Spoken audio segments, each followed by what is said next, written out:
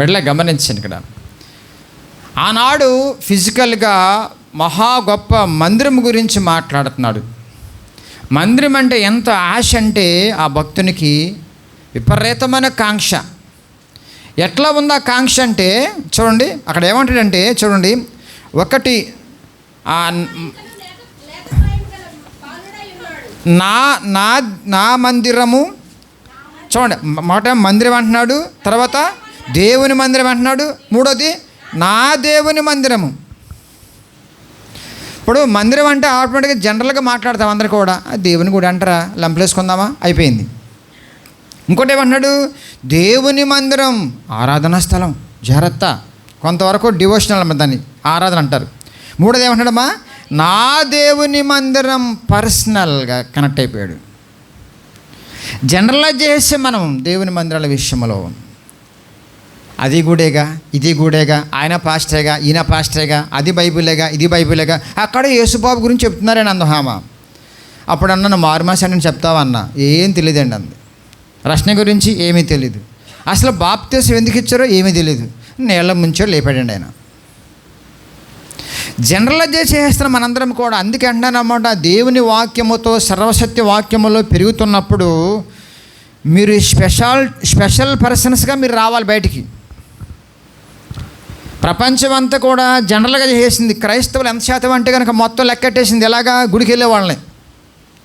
గుడికి వెళ్ళే వాళ్ళందరూ కూడా క్రైస్తవులేనా? బైబిల్ పట్టుకున్న వాళ్ళు క్రైస్తవులేనా? కాదు కదా. క్రైస్తవులంటే క్రీస్తుతో పాటు జీవించేవాళ్ళు, క్రీస్తులో బ్రతికేవాళ్ళు కదా, క్రీస్తుని ధరించుకున్న వాళ్ళు కదా. అంటే మీరు జనరల్గా మీరు మాట్లాడకూడదు. మీరు అలా మాట్లాడుతున్నారంటే కనుక మీరు కూడా జనరల్ అయిపోయారు. అందుకనే దేవుని మందిరం జనరల్. వాళ్ళు దేవుని నమ్ముకుంటా గుడికి వెళ్ళారా, పోన్లేరా ఆ గుడికి వెళ్ళారా, పోనీ గుడికి వెళ్ళారా, వాళ్ళు దేవుని నమ్ముకున్నారా అని జనరలైజేషన్ చేశారు అందరు కూడా. గుడికి ఎందుకు వెళ్ళారో ఇక్కడ భక్తుని యొక్క మాట ద్వారా రావాలి బయటికి. ఒక డివోషన్, అదేమంటారు, దేవుని మందిరము. అక్కడ తాగల, మళ్ళా అక్కడ తాగలేదు, నా దేవుని మందిరము పర్సనల్. వ్యక్తిగతంగా ఒక మందిరానికి వెళ్తున్నావంటే అక్కడ నువ్వు ఒక స్పెషాలిటీ నీలో నుంచి ఏమొచ్చింది బయటికి, ఒక ప్రత్యేకత నీలో ఏముంది. ఎందుకు ఆ స్థలం ఎక్కడి నుంచో వస్తున్నారు ఇక్కడికి, ఎక్కడెక్కడో వీరభద్రపురం నుంచి వస్తున్నారు, ఇంకెక్కడి నుంచి వస్తున్నారు, దూరంగా మాదేపల్లి నుంచి వస్తున్నారు. ఈ దూర ప్రాంతాల నుంచి వస్తున్న వాళ్ళందరికీ ఎందుకు వస్తున్నారు ఇక్కడికి అర్థం చేసుకోవాలి. వాళ్ళు ఏం ఫీల్ అయ్యారంటే నా దేవుని మందిరానికి వెళ్తున్నాం అంటే పర్సనల్గా వాళ్ళు ప్రత్యేకత పొందుకుంటున్నారు, వాళ్ళు అనుభవిస్తున్నారు. వాళ్ళకి అర్థమైంది బాగా, ఇక్కడ నాకు కావాల్సింది ఇక్కడ దొరికింది. నా వ్యక్తిగతమైన జీవితం సెట్ అవ్వడం కోసము, సరవటం కోసము, చక్కబడటం కోసం, పరలోక రాజ్యాన్ని సిద్ధపడటం కోసం ప్రత్యేకమైన చక్కని వాక్య జ్ఞానంతో మనల్ని పెంచుతున్నారు అనే ఆశతో వస్తున్నారు వాళ్ళు. జనరల్గా ఏం మాట్లాడుకుంటాము, టవర్ బాగుంది, డెకరేషన్ బాగుంది, ఆర్కెస్ట్రా బాగుంది, ఇంకేం మాట్లాడతారు, ఇంకా నా షూట్ బాగుంది, పాస్టర్ గారు బాగుంటారండి ఆయన, అయ్యాక మీరు మాట్లాడేది. జనరల్గా మాట్లాడుకునే మాటలు ఏసీ ఉందండి అవసరమైతే, అది ఈజీయే. రెండో జరుగుతుందా? రెండోది ఏంటి, దేవుని మందిరం డివోషన్ జరుగుతుందా, దేవునికి ఇష్టమైన ఆరాధన జరుగుతుందా.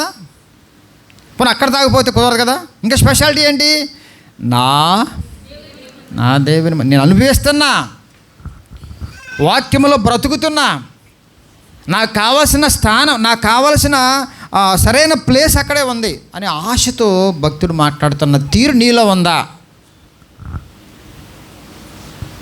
దానికోసమే ఇంతగా ఫీల్ అవుతున్నాడు. కాబట్టి మందిరం తర్వాత కట్టుకోవాలి మేమందరం కూడా, నాకు అవసరం అని ఆలోచనతో ఏం చేయడమైనా చూడండి.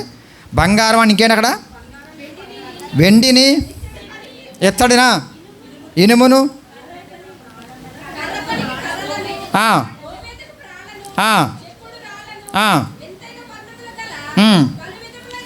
దావీదులో ఉన్న కోరిక చూడండి. మందిరం గురించిన ఆలోచన దావీదుకి గొప్పగా వచ్చిందండి. నా దేవుడు విలువైన వాడు, విలువైన మందిరం కట్టాలి. పాత నిబంధన కాలంలో మందిరం కొన్న ప్రాముఖ్యత వేరండి. ఇప్పుడు అంత మందిరాలు అవసరంలా, దాని గురించి మాట్లాడలా. కానీ సందర్భం వచ్చింది కాబట్టి ఆశ గురించి మాట్లాడుతున్నా, ఒక భక్తుని యొక్క ఆశ గురించి మాట్లాడుతున్నా. ఏంటి ఆశ అంటే కనుక, నా దేవుడు చాలా గొప్పవాడు కాబట్టి, బహుప్రియుడు, బహు గొప్పవాడు కాబట్టి బహుగా ప్రయాసపడతా. చూడండి ఎంత గొప్ప మాట. మాట అక్కడ ఉందా మాట? బహు గొప్ప పని ఉందా? బహు గొప్పది, అది కావాలి నాకు. ఈ పని ఎందుకని బహు గొప్పది ఏంటి కనుక, నా ప్రభు అంత గొప్పవాడు. ఇప్పుడు ఏదైనా సరే విలువను బట్టే కదా మనం దాన్ని విలువిస్తాము, దాని యొక్క కాస్ట్ని బట్టే కదా. ఏమండి? దాని విలువను బట్టే కదండి ప్రాముఖ్యత ఉండేది. ఉదాహరణకి ఇక్కడ చిరిగిపోయిన పుస్తకం ఉందనుకోండి, పడరా అంటాం, అంతేగా. ఆ చిరిగిపోయిన పుస్తకం చల్లబట్టిన పుస్తకం కాబట్టి అలా పడే అంటాం. అది బంగారం అయితే జాగ్రత్త అంటాం. ఏం జరిగింది ఇక్కడ? దాని విలువను బట్టి మన యాక్షను, రియాక్షను, మన వాయిస్ అంతా ఉంటుంది. దావీదు యొక్క యాక్షన్ ఎలా ఉందంటే, నా దేవుడు బహు గొప్పవాడు, అందుకని ఈ పని గొప్పగా నేను స్టార్ట్ చేయాలి. అందుకని గొప్ప గొప్ప వస్తువుల్ని, సామగ్రిని సమకూర్చాడు. పర్సనల్గా నువ్వు దేవుని అనుభవిస్తున్నప్పుడు వచ్చే గొప్ప గొప్ప మాటలు ఇవన్నీ కూడా, సమర్పణతో కూడిన మాటలు ఇవన్నీ కూడా, త్యాగంతో కూడిన మాటలు ఇవన్నీ కూడా. అందుకే దావీదు చాలా కష్టపడ్డాడండి. మందిరం కట్టిన సొలొమోనే కానండి, దాని సరంజామం అంతా కూడా లైన్ చేసింది ఎవరమ్మా? అద్భుతం అండి దావీదు. అందుకాదు నా హృదయానుసారుడు అని చెప్పాడు దావీదు గురించి దేవుడు. ఎంత ఇష్టపడ్డాడు చూడండి దేవుడు దావీదుని. అతని కోరిక, ఆయన ఆశ, ఆయన తృష్ణ ఏంటంటే, నా దేవుడు బహు గొప్పవాడు కాబట్టి బహు గొప్పగా కార్యం జరగాలి ఇక్కడ. అలాంటి ఆశతోనే దేవుని యొక్క ఉద్దేశం అక్కడ మనకు కనపడుతుంది తన బిడ్డ జీవితంలో. దేవుని నామమున స్తోత్రం. కోరహ కుమారులు కూడా అదే ఆశ. వాళ్ళు దెబ్బతిన్నారు, డ్యామేజ్ అయిపోయారు. వచ్చేసి అయ్యో మందిరం నాకు దిక్కు, దేవుని యొక్క సహవాసం నాకు దిక్కు, ఆయన సన్నిధి నాకు కావాలనేసి ఆశపడి మాట్లాడుతున్నారు. ఏం మాట్లాడుతున్నారు వాళ్ళు? చూడండి, యెహోవా మందిర ఆవరణలను చూడవలనని నా ప్రాణము మాట్లాడలేదండి వీళ్ళందరూ. ఏంటమ్మా?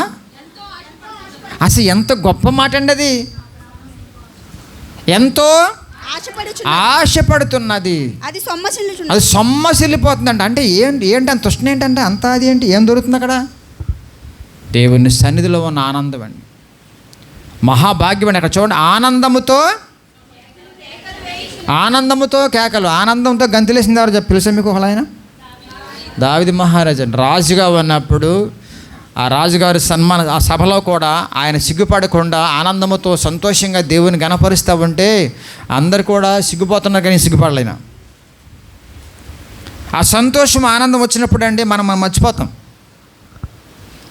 ఈ మధ్యన కొంతమంది వ్యర్థంగా చేస్తున్నారులేండి. అది అదేనంటే పరిశుద్ధాత్మ దేవుడు అన్నట్టు కేకలేస్తున్నారు. అది రాంగ్. అది పిచ్చి పిచ్చి కేకలు, పిచ్చి పిచ్చి మ్యూజిక్, డప్పులు వాయించుకుంటావో గైగేమని అవుతుంది. అల్లరది. అది ఆరాధన పేరు మీద ఓవరైపోతుంది పరిస్థితి. ఒకసారి మీకు చెప్పాను కూడా దాని గురించి. ఆరాధన అంటే ఏంటో వివరంగా చెప్పాను మీకు. మరోసారి దేవుని చిత్తమంటే మాట్లాడు దాని గురించి. దావీదు చేసిన నాట్యము నిజంగా చెప్పాలంటే కనుక దేవునిలో పరవశించి చేసిన నాట్యం అది. ఈ డ్యాన్స్లే అంటే మ్యూజిక్ డ్యాన్స్లే అని కూడా. మ్యూజిక్ వస్తే డ్యాన్స్ చేస్తాడు, లేకపోతే లేదు, ఆగిపోతాడు. ఆ ఊపి అంటే ఏ ఊపది? మ్యూజిక్ ఊపది. ఆ మ్యూజిక్ ఆగిపోతే ఆగిపోతాడు. మళ్ళీ దీనికి ఏం పేరు పెట్టారు వీళ్ళు? ఆరాధన అని పేరు పెట్టారు వీళ్ళు. బయట ఏ జరుగుతుంది బాగా ఎక్కువ, పొగలు వచ్చేతావు అంటే, ఆర్కెస్ట్రాలు వాయించేతావు అంటారు, అబ్బా లైటింగ్లు, డిస్కో డ్యాన్సులు, అబ్బాబా షూట్లు, బూట్లు, రకరకాలుగా. అలాగే ఏం డ్రామా స్టేజా, సినిమా టైపులో ఉంటుంది చూడండి. ఘనత ఎవరికి వస్తుంది అక్కడ? ఒక మనిషికి వస్తుంది. అంత అవసరం అంటారా? మనం చూసానండి, ఎనమల నుంచి టప్ మళ్ళీ పెరుగుతున్నాయి. ఏంటది? ఇదే ఈవెంట్లు చేస్తారు ఎవరు వాళ్ళు, సినిమా ఈవెంట్లు చేస్తారు కదండి, అలా జరుగుతుందండి మందిరాల్లో. పొగ వచ్చేస్తుంది, ఎక్కడి నుంచో పొగ రాకపోతే నేను డ్యాన్స్ రాదామంటా. ఎంత బాధాకరమండి.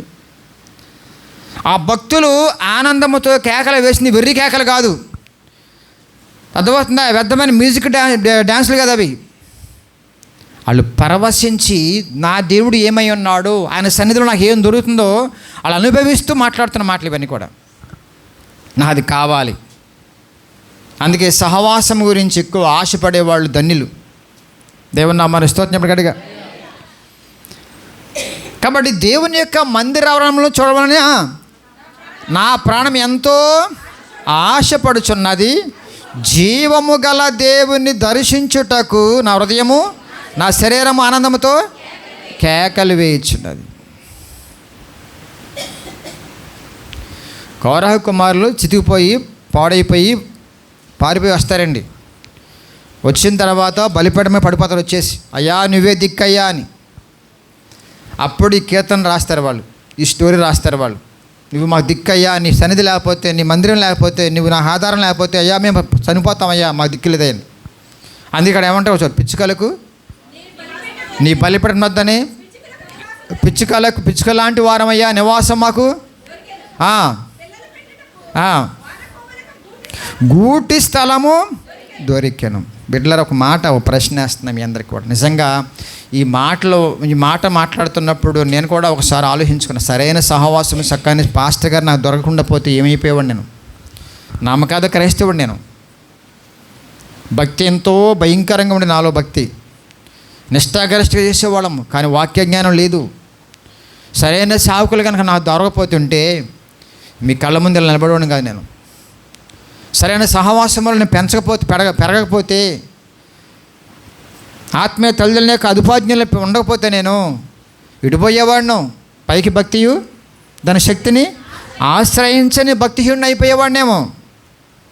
కౌరవ కుమారులు అలాగే వచ్చి పడిపోయారండి, సహవాసంలో వచ్చి పడిపోయారు. అయ్యా నీ బలిపీఠం మధ్య మేము ఉన్నామయ్యా, పిచ్చుకలు లాంటి వారు అయ్యా, మాకు సహాయం చేయి అనేసి వాళ్ళు ప్రాధేయపడుతున్నప్పుడు గమనించండి, అక్కడ కింద రండి, చక్కని మాట ఉంటుంది. వారు నానాటికి బలాభివృద్ధి నొందుచు ప్రయాణము చెయ్యదురు. ఆత్మీయ ప్రయాణం గురించి మాట్లాడుతున్నా ఇప్పుడు నేను. భౌతికంగా మందిరాల గురించి, తర్వాత ఆ జర్నీ గురించి మాట్లాడటం కాదు. ఆత్మీయ ప్రయాణము సాఫీగా కొనసాగాలంటే గమనించండి, ఒక కాపరి కావాలి, ఒక సహవాసం కావాలి మీకు. ఈ రెండు లేని వాళ్ళు ఫెయిల్ అయిపోతారండి. ఈ మధ్య కాలంలో కరోనా వచ్చిన తర్వాత మా యూట్యూబ్లో వస్తున్నాయి కదా, ఇంట్లో వస్తున్నాయి, టీవీలో వస్తున్నాయి కదా. ఒక ఆయన అయితే కనుక తెరల మీద ప్రసంగం చేస్తున్నాడు. ఆయన పోనీ తెరల మీద ప్రసంగం చేసి లాస్ట్లో ముగించేయాలంటే కనుక లేదు, కానుకలు మాత్రం ఫోన్ పే చేయమన్నాడు. కానుకలు మాత్రం మేము కూడా తెర మీద చూపిస్తాం అనేసి వాట్సాప్ పెట్టచ్చు కదా, 500 కాగితం. మరి అంతేగా, ఆయన తెర మీద బొమ్మలా కనపడ్డాడు, డబ్బులు కూడా క్లిక్ చేసి పంపించాం పో అనొచ్చు కదా. కేక్ ముక్కలా, అది వాట్సాప్ కేక్ ముక్కలా పుట్టినరోజులకి ఈ మధ్యన బాగా చేస్తున్నారు అందరు కూడా. ఫోన్ కూడా చేయరండి వీళ్ళు. మెసేజ్ పెట్టేస్తారు కదా, వాట్సాప్ వచ్చేసింది కదా, హ్యాపీ బర్త్డే టు యూ అని కేక్, పెద్ద కేకు నిజంగా తేరాళ్ళు. అది నిజమైన ప్రేమ అంటారా? సరే, అవన్నీ గురించి మాట్లాడలేక గమనించండి. ఈ రోజునాడు ఆరాధన పేరు మీద, సంఘాల పేరు మీద ఎన్ని మోసాలు చేస్తున్నాడు సాతానుగాడు. కొంతమంది దుర్బోధకులను ఉపయోగించుకుని మీరు కొంచెం కళ్ళు తెరవాలి, తెలుసుకోవాలి. సహవాసములో ఉండవలసిన ఏంటి, సంఘములు ఏం జరగాలి. ఒకటి ప్రార్థన. చూడండి అపొస్తలుల కార్యములు చక్కని మాట ఉంటుంది. మందిరములో, దేవుని మందిరములు ఏం జరగాలి? చదవరా బుజ్జిగా. 2 వీరు అపోస్తలుల బోధయందును బోధ ఉండాలి.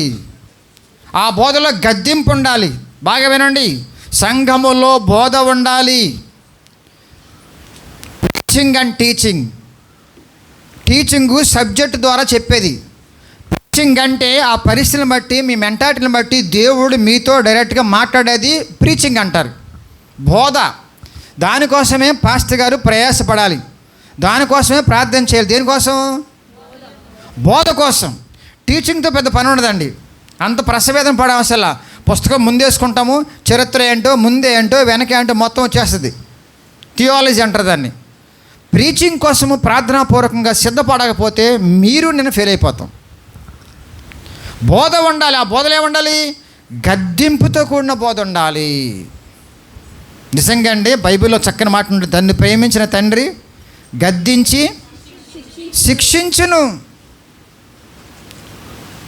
గద్దింపు లేని ప్రసంగాలు గమనించండి చప్పదనంగా ఉంటాయి. దేవుడిని గద్దించట్లేదంటే కనుక దేవుని ప్రేమ దూరం అయిపోతున్నావు నువ్వు. ఒక ఆయన అన్నాడండి చక్కని మాట, మనం ఆ మధ్యన విన్నాను. ఈనాటి బోధకులు చేసే బోధ గనక యేసు ప్రభు చేసి ఉంటే ఆ రోజుల్లో సిలువేసేవాడు కాదు, సంకబెట్టుకునేవాళ్ళు. అర్థమవుతుంది మీకు? ఈనాడు చాలామంది కార్పొరేట్ పాస్టర్లో దుర్బోధకులు చేసే బోధలు గనక చేసి ఉంటే యేసు ప్రభు వారు ఆయన సిలువు పంపేవాళ్ళు కదా. ఆయన ఆ సిలువు ఎక్కనవరు ఆయన. మా ఇంటికి రండి అయ్యా, మా ఇంటికి రండి అయ్యా, మా ఇంట్లో బిర్యానీ ఉంది, మా ఇంట్లో బిర్యానీ ఉంది, మా ఇంట్లో బట్టలు రండి అయ్యా అని పట్టుకుపోయేవాళ్ళు ఆయన్ని. అడుగడుగున చివాట్లే ఆయనకి. ఉన్నది ఉన్నట్టుగా గద్దించుకుంటూ హెచ్చరిస్తూ ప్రేమిస్తూ వాళ్ళని చక్కబరుస్తున్నాడు. కాబట్టి వాళ్ళకి మారు మనసు రాక దేవుణ్ణి సిలువేశారు. మీకు అర్థమవుతుంది బాగా? మరి ఈనాడు ప్రసంగాలు ఎలా ఉన్నాయి పెట్టలారా? ఇప్పుడు మీరు తక్కువ వాళ్ళ గద్దిస్తామంటే నా కోసమే వచ్చింది, ఎప్పుడు నా పాస్ట్ గారు నన్నే అంటున్నారు. అబ్బా ఎంత భాగ్యం అండి ఆ మాట, ఎంత బాగుందండి. పాస్ట్ గారు అంటారు నిన్ను, పని పట్టలేదు నాకు, ఇంకా నా అదే పనా? ఇది ఎవరు మాట్లాడండి ఇవన్నీ కూడా? ప్రేమించిన తండ్రి గద్దిస్తాను వాక్యం ఉంటే గద్దించినప్పుడు సరి చేసుకోవటం పోయి ఇంకా పాడైపోతే ఎలాగా? చాలామంది మన సంఘముల గురించి మాట్లాడలేదండి, బయట ప్రపంచం చెప్తున్నాను. పొద్దునే మాట్లాడుకున్నాం ఒక సంఘం గురించి, సినిమా మనందరం కూడా మాట్లాడుకుంటామంటే చాలా బాధేసింది. ఆదివారం ఫంక్షన్ పెట్టొచ్చండి, ఎంత బాధ అండి. వేరే సంఘంలో మనం జరుగుతున్న తీరండి ఇది. చాలా ముక్కల ఫంక్షన్ ఉంది వాళ్ళ మధ్యాహ్నం, మాకు వెళ్తామా? కుదరదు. పెట్టిన వాళ్ళు క్రైస్తవులే. ఎంత బాధేసిందండి. వాళ్ళు మారరు, పాస్టర్ మారడు, సంఘం అంతా పాడైపోయింది. అది చేయకూడని ఫంక్షన్, మళ్ళా చేయకూడని ఫంక్షన్, అది చేసే ఫంక్షన్ కదా అది. ఎంత చక్కగా మీరు సెట్ అయిపోతున్నారండి, ఎంత చక్కగా హ్యాపీగా మీరు సరి అవుతున్నారండి. సరి చేసే నాయకుడు ఉంటే చక్కబడేవాళ్ళు మీరు ఉండగా దేవునికి ఎంత మహిమ వస్తుంది, మాకు సంతోషం వస్తుంది, మీకు దీవెన వచ్చేస్తుంది. దేవుని నామమున స్తోత్రం.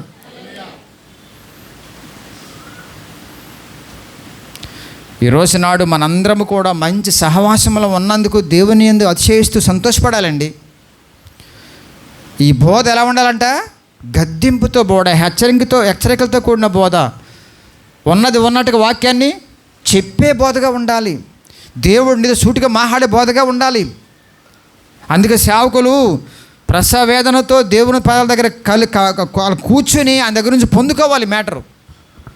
నువ్వు వాడుకోను ఆయన, మీరందరూ ప్రార్థన చేయాలి మాతో మాట్లాడు ప్రభువా. సంఘం యొక్క విలువ ప్రజలకు అర్థం కావట్లా. చెప్పాక చాలాసార్లు మీకు ఈ విషయం.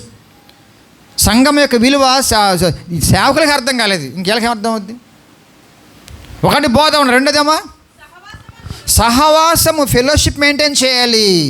ఎట్లా వచ్చింది సహవాసం అంటే? దేవుని యొక్క బోధ ద్వారా, యేసు రక్తము ద్వారా, ఆయన రక్తములో కడగబడిన విధానం ద్వారా, ఒకే విశ్వాసము, ఒకే ఆత్మ, ఒకే బాప్తిసం, ఒకే పరలోకం. ఎంత భాగ్యం అండి ఇది. నువ్వు నేను ఒకటి అంటున్నాడు దేవుడు. బిడ్డా, నా బిడ్డవు నువ్వు, నా స్థానంలో నా దగ్గరకు వచ్చేస్తావు నువ్వు. సహవాసం వలన బలం అండి అది. సహవాసం అంటే అది. ఒక ఇంట్లో ఒక కుటుంబంలో 10 మంది పిల్లలు ఉన్నా సరే అందరూ ఏ విధంగా ఉంటారో, ఒకవేళ ఈ కుటుంబం ఫెయిల్ అయినా సరే ఈ కుటుంబం ఫెయిల్ అవ్వకూడదు. అందుకే ఈరోజు ప్రభుపాల కాబట్టి మళ్ళీ ప్రభుపాలకు చిన్న ప్రసంగం ఉంటుంది మీకు. దేవుడు మీకు మాట్లాడమన్న మాటలు కొన్ని రాసుకున్నాను వాక్యం నుంచి చెప్తా మీకు. ప్రభుపాలలో పాల్పొందిన ఆషమాషి కదండి. మేమందరం కూడా ఏ పక్షపాతం లేకుండా ఒకే ఆత్మతో నడిపించబడుతున్న కుటుంబీకులు అనే భావన ఉంటేనే ప్రభుపాలలో మీరు పాల్పొందాలి. ఒక మొక్క ఒక చుక్క కాదు అది. ఒక మొక్క తిని ఒక చుక్క వేసుకోండి అనుకుంటున్నారేంటి ఇది? నో, చాలా పాపం అండి, చాలా పాపం. అయోగ్యముగా ఆచరించిన వాళ్ళకి చాలా డేంజర్ అని చెప్పాడు దేవుడు. అది ఉందిగా, సంఘంలో ఏమన్నాలమ్మా? రొట్టె విషయు, నెక్స్ట్ ప్రార్థన. ప్రార్థన ఎవరి కోసం ప్రార్థన చేస్తున్నావు? అతను ఎవరి కోసం ప్రార్థన చేసాం? మనం పక్కోళ్ళ కోసం ప్రార్థన చేసామండి, మన కోసం చేసుకోవాలా. వాళ్ళు మన కోసం చేశారు. దీన్ని ఏమంటారు? ఫెలోషిప్. మా చెల్లి బాగుంటే చాలు అన్నట్టు కోరికతో మనం ప్రార్థన చేసాం రాత్రి. మా బ్రదర్ బాగుంటే బాగుండు అన్నట్టు చేసాం ప్రార్థన. నీ బాగు పక్కోళ్ళు కోరాలి, పక్కోళ్ళు బాగు మీరు కోరాలి. అది నిజమైన రిలేషన్ మెయింటైన్ అవుతండి. ఒక కుటుంబంలో ఉన్న సహవాసస్తులు అలా ఉండాలి. ఈరోజు నాడు సంఘం అలా కట్టబడుతుందా? అక్కడ చూడండి, మంచి మాట ఉంటుందండి. యోహాను సువార్త, యోహాను పత్రిక చూడండి. ముందు యోహాను పత్రికలో చక్కని విలువైన మాట జ్ఞాపం చేస్తాం మీకు. 3వ అధ్యాయము 1వ అధ్యాయం, 1వ యోహాను పత్రిక 1వ అధ్యాయం 1 నుంచి చదవండి. ఆది ఉండి ఏది ఉండెనో చూచితమో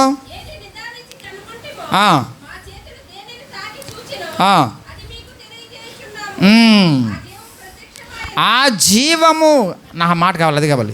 ఆ జీవము ప్రత్యక్షమాయెను. ముందుకెళ్ళమ్మా.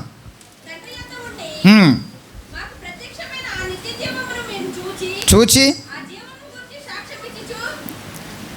దేని గురించి అండి? యేసుక్రీస్తు ప్రభువారి లోకానికి వెలుగుగా జీవముగా వచ్చాడు ఆయన గురించి మేము సాక్ష్యం ఇచ్చు, ఆయనను మీకు తెలియపరుచుచున్నాము. దేవుని నామమున స్తోత్రం. ఇప్పుడు మీరు గమనించండి, ఇక్కడ ట్రైనింగ్ పొందుకున్నారు. ట్రైనింగ్ పొందిన వాళ్ళు ఏం చేయాలి? చెడు చెప్పాలి. మేము ఆయన గురించి, నా జీవం గురించి, నా వెలుగు గురించి మేము ప్రకటించడం కోసం వచ్చామన్నట్టుగా ఉన్నారు వాళ్ళందరూ కూడా. అన్యోన్య సహవాసము గలవారమై. ఎక్కడ ఉంటుందో మాట చూడండి. ఎన్నో వచ్చును 7వ వచ్చమ్మా. మనము అన్యోన్య సహవాసము గలవారమై యుందుము. అన్యోన్య సహవాసం గురించి 2 ప్రసంగాలు చేశాయి ఇది వరకు. అన్యోన్యత సహవాసం వేరు, అన్యోన్య సహవాసం వేరు. అన్యోన్యత అంటే అండి, ఏ పక్షపాతం ఉండకూడదు, అన్యోన్యంగా. అందుకని ప్రభుబల అయిన తర్వాత స్త్రీలు కౌగిలించుకొని వందనాలు చెప్పుకోవాలి, పురుషులు ముద్దు పెట్టుకోవాలి భుజాన్న. అలాంటి మంచి లవ్ అండ్ ఎఫెక్షన్ ఉండాలి. మా పాస్టర్ గారు వెంటనే కొంతమంది మా బిజీ కాబట్టి వచ్చేసి నన్ను సెకండ్ ఇచ్చి కౌగిలించుకొని ఆయన ఎంతగానో సంతోషం మాట్లాడేవాడు. ఎందుకనంటే అందరం ఒక్కటే, అన్యోన్య సహవాసం. నా చెల్లి, మా అక్క, మా తమ్ముడు, సహోదరులు, అద్భుతమైన లవ్ అండ్ ఎఫెక్షన్ అండి ఇది. దేవుని నామమున స్తోత్రం చెప్పగలిగా. కాబట్టి ఇది నీకు ఉందా?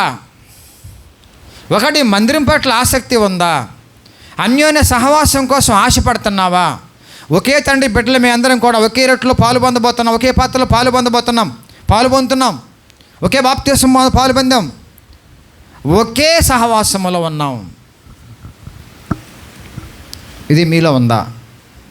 పరిశీలించుకుందాం ప్రభువుల రోజు. ఈరోజు ఆ యొక్క భక్తులకున్న ఆలోచన విధానము, ఆశ, తృష్ణ మనకు ఉందలాగా. అసలు సంఘాన్ని ప్రాముఖ్యస్తున్నాం మనం.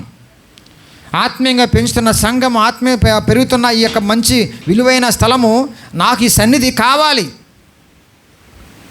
దేవుడు నా పట్ల కార్యం చేస్తున్నాడు. కిందకు వచ్చేస్తే మీకు చూడండి, కిందకు వచ్చేస్తే వ్యతిరేకంగా 10వ వచనం. నీ ఆవరణములలో ఒక దినము గడుపుట శ్రేష్టము. ఓకే, భక్తిహీనుల గుడారములు నివసించుట కంటే నా దేవుని మందిర ద్వారమున తినకుండా. ఎంతమంది ఆదివారం ఎగ్గొట్టేసి బంధువుల ఇంటికి వెళ్ళి ఉంటారు. పిల్లలు ఏంటి, పెద్దోళ్ళు ఏంటి, వాళ్ళ మారు మనసు పొంది ఒకవేళ ఆరాధన పట్టిపోతారు వాళ్ళని. అయితే కొంతవరకు బెటరే. వాళ్ళకి మారు మనసు ఉందా? రక్షణ ఉందా? అసలు బాప్తిసం పొందారా?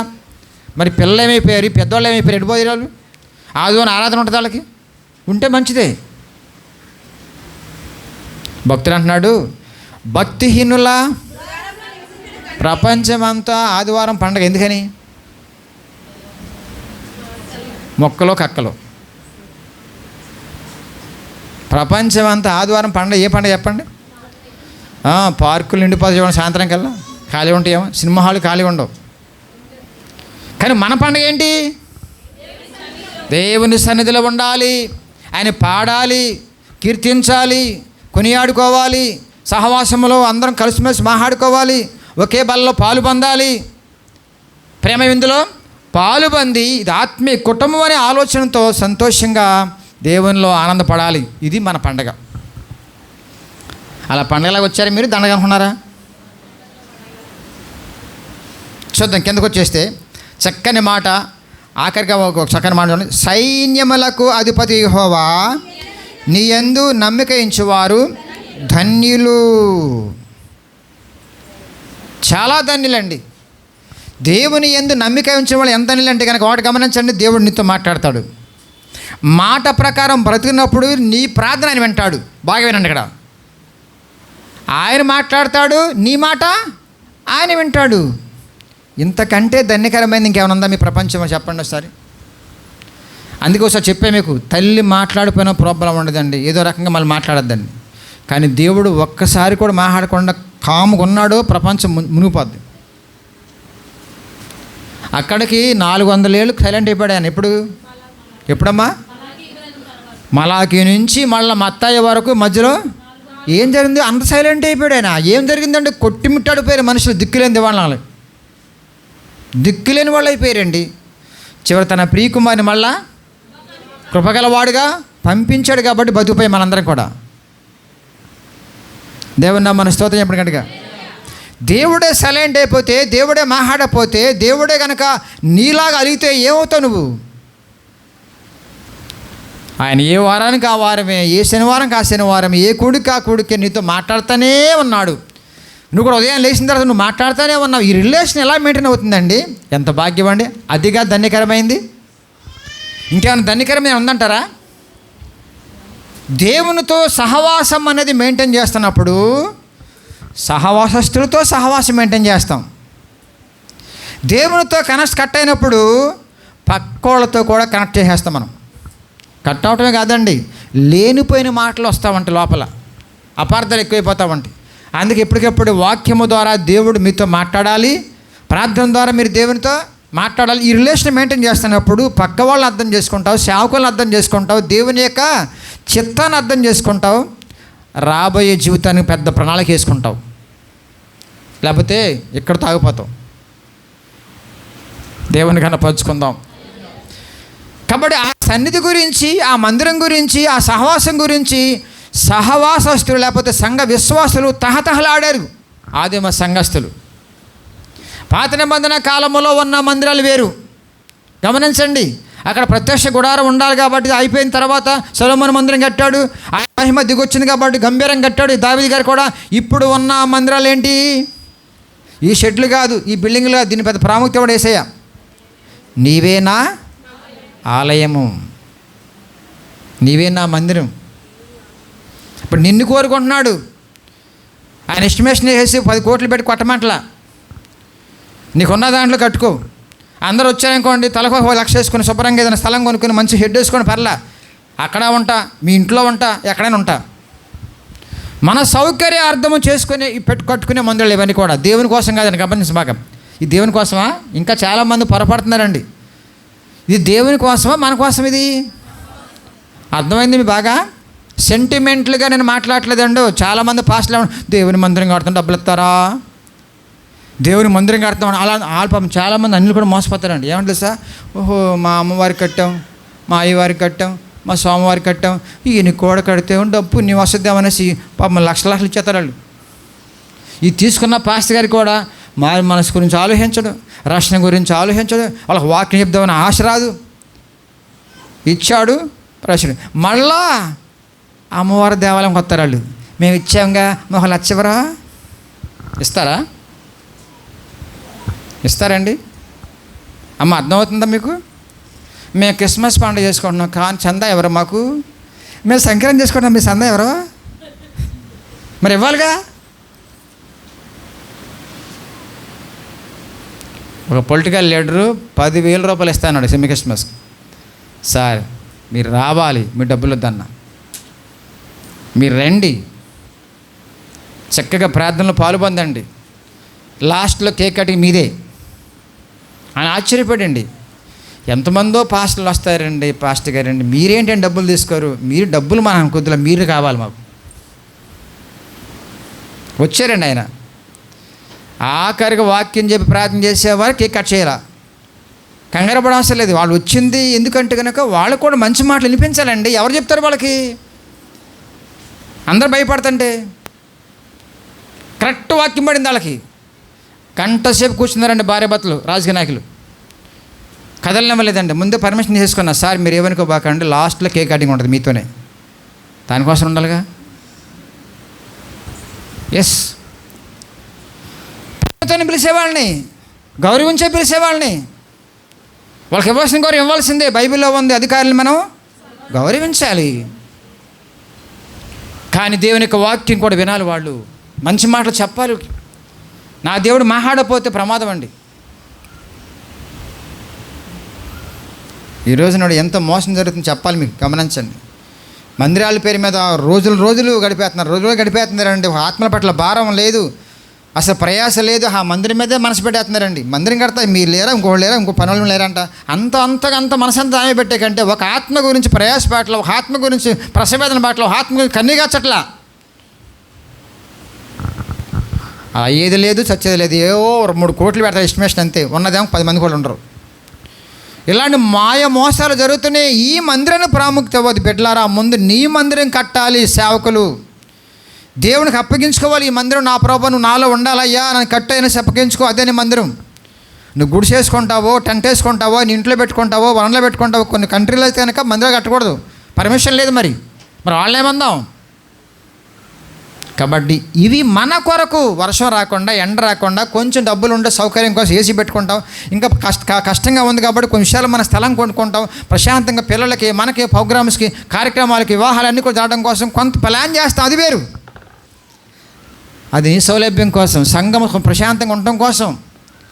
పెద్ద మందిరం కడితే పెద్ద పాస్టరు, ఈ గుడిసెలో ఉంటే పాస్టరే కాదు, అంగీలు వేసుకుంటే పెద్ద పాస్టరు, టోపీ పెట్టుకుని మరి పెద్ద పాస్టర్, బిషప్పు, అవి లేకపోతే పాస్టరే కాదు. ఎవరు చెప్పారండి? పాత నిబంధన ఎక్కడ ఎందుకు నాకు? బైబిల్ అర్థం కాలా వీళ్ళకి, నీకు అర్థమైంది ఇప్పుడు, జాగ్రత్త జ్ఞాపకం చేసుకో బిడ్డలరా. ఒక ఆయన అంటున్నాడు, ఏమండి టోపీ ఒకటి ఉంది, బెల్ట్ ఒకటి ఉంది, కర్ర ఒకటి ఉంది, పెద్ద పాస్టరా? అప్పుడు నేను అన్నప్పుడు ఆయన కంటే నా పక్కన ఆయన నాలాగా ఈయన బెటర్ అన్న. చెప్పే నేను వాక్యం కొరకు ప్రయాసపడి చిన్న సంఘం కడుతున్న ఈ సేవకుడు గొప్పవాడని చెప్పా. వాళ్ళ పైన దిగరు కదా, దీవెనలు ఇస్తూ ఉంటారు వాళ్ళు. సరే, ఇంకో మరి మాట్లాడదాం దుర్బోధకుల గురించి, ఈ సంఘం, ఈ మందిరాల గురించి ఇంకోసారి మాట్లాడుకుందాం. ఏదేమైనా మనం చాలా ధన్యులం, ఎందుకంటే వాస్తవంలో బాగుతున్నాం.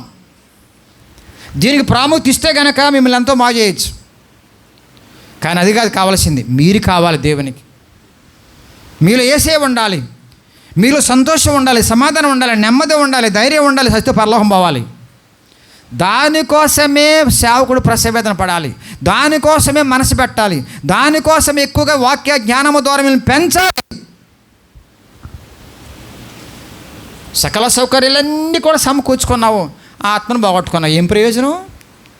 మందిరం బాగుంది, ఆర్కెస్ట్రా బాగుంది, లైటింగ్ బాగుంది, స్టేజీ బాగుంది, అబ్బాబా ఏం వస్తారో జనం అంత వాళ్ళకి, కానీ ఆత్మను బాగొట్టుకుంటున్నావు కదా. దేనికి ప్రాముఖ్యత ఇస్తున్నాయి బిడ్డలారా? రోజునాడు మనకు కూడా అవసరమే, చాలా ఇబ్బంది అయిపోతుంది మనకి. అన్ని సౌకర్యాలు కావాలి మనకి. పిల్లలు పెద్దవాళ్ళు అవుతావు అంటే రేపు స్థలాలు ఉండే వాళ్ళకి, వివాహాలు జరగాలన్నా సరే విశాలమైన స్థలం కానీ ఆశపడుతున్నాం, ప్రార్థన చేస్తున్నాం. దేవుడు ఇవ్వలేని వాడు కాదు ఆయన, కానీ మనం ముందుకు రావాలి. దాని విషయంలో చాలామంది ముందుకు వస్తున్నారు. దేవుడు ఖచ్చితంగా దీవిస్తాడండి. దేవుని పని నిమిత్తము 10 మంది కోసము, దేవుని యొక్క సంఘాన్ని కట్టుకోవడం కోసము చిన్న మందిరము, పెద్ద విశాలమైన స్థలంలో ఉంటే కనుక అన్ని జరగడం కోసం మనం ఆశపడుతున్న తప్పు కాదు. కానీ దానికి ప్రాముఖ్యత ఇచ్చేసి ఈ మందిరాన్ని గొప్ప కూల్చుకోవద్దు, పతనం చేసుకోవద్దు. నీ దేహమే నా ఆలయం అని చెప్పాడు దేవుడు. దేహం కోసం, ఆత్మను కాపాడుకోవడం కోసం ఈ మందిరం కట్టుకోండి మీకోసం. కానీ నాకు నీ మందిరం కావాలి, నీ దేహం కావాలి బిడ్డ, నీలో ఉంటాను బిడ్డ అనేసి ఆయన రానే వచ్చేసాడు, మీలోనే ఉంటున్నాడు ఆయన. మరి ఎట్లా ఉంటున్నాం మనం? ఇంకా ఆయన ఉంచుకుని లోపల ఇంకా వీటి కోసం వాటి కోసం హామంటుందమ్మ. అమ్మ ఏం బాగుందండి మందిరం, మందిరం బాగుందా? అబ్బా ఏం బాగుందండి అక్కడ ఆర్కెస్ట్రా, అబ్బా ఏం బాగుందండి లైటింగు, పాస్టర్ గారు షూట్ ఎంత బాగుందండి. అమ్మ వాక్యం గురించి మాట్లాడవే. నా బ్రతుకు బాగుంది అక్కడికి వెళ్ళటం వల్ల, నాకు వాక్య జ్ఞానం వచ్చేసిందా, నన్ను దేవుడు హెచ్చరిస్తున్నాడు, అక్కడ గద్దిస్తున్నాడు, చక్కబరుస్తున్నాడు, ఎప్పటికప్పుడు కౌన్సిలింగ్ ఇస్తున్నాడు దేవుడు సేవకుని ద్వారా. అది ఉందా? వాతావరణం ఉందా? Sunday school, teenage meeting, youth meeting, personal meeting, ఏమండి స్టేల మీటింగు, కుటుంబ వ్యవహార కౌన్సిలింగ్ అన్నీ ఉన్నాయా? సంఘం లేవే, ఏం లేవు. ఆదివారం ఆమెన్, సోమవారం సినిమా అయిపోయిందండి. ఎంత కేర్ తీసుకోవాలండి ఒక ఆత్మ వస్తే కనుక.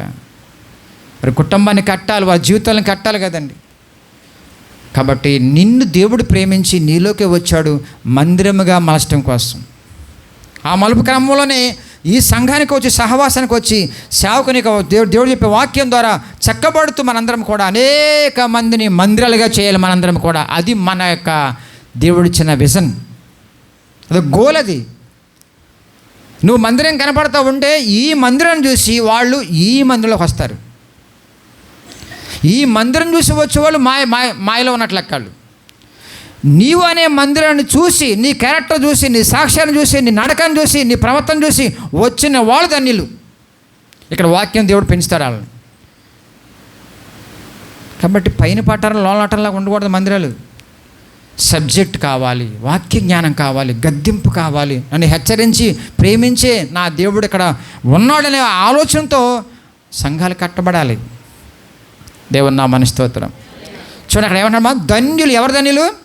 నీ యందు నమ్మిక ఉంచువారు ధన్యులు. నమ్మకం పెరగడం కోసం ఇక్కడ ఉంది అవకాశం.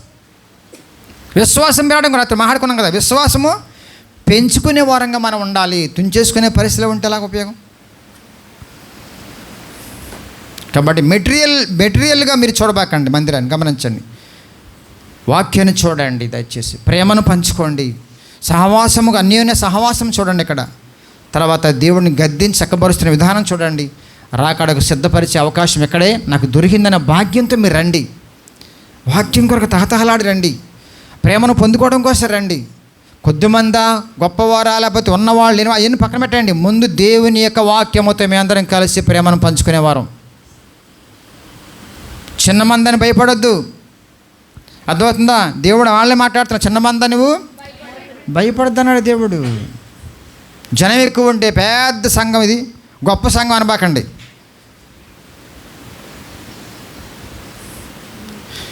ఇద్దరు వద్దు, ముగ్గురు వద్దు, ఇద్దరు ముద్దు అంటున్నారా గవర్నమెంట్? ఇప్పుడు చాలామంది కావాలంటున్నారండి. జనం తగ్గిపోతున్నారండి. చిన్న కుటుంబం, చింతలేని కుటుంబం, చిన్న మంద భయపడొద్దు. బుద్ధిగల కన్యకలు, శిష్యులు 12 మందే. ఇరుకు మార్గం పోయేవాళ్ళు కొద్దిమంది, 5, 12 మంది. ఏమంది ఉన్నాం? పర్లేదు. చిన్న మంది పెద్ద మందిది అంతే కదా, బెటర్ కదా. కానీ దీంట్లో వెళ్ళేవాళ్ళు ఎవరు, ఉండేవాళ్ళు ఎవరు ఇక్కడ, అది మీకే తెలియాలి. రాకళ్ళు ఎత్తబడే వాళ్ళు ఎవరు, ఊడిపోయే వాళ్ళు ఎవరు మీకే తెలియాలి. సిద్ధపడదాం. కాబట్టి దయచేసి గమనించండి. మెటీరియల్ పరంగా మనం ఈ సంఘాలను ఈ ఒక మందిరాలను చూడటం కాదండి. నేను నా యొక్క దేవుని మందిరంగా ఎలా ఉన్నాను,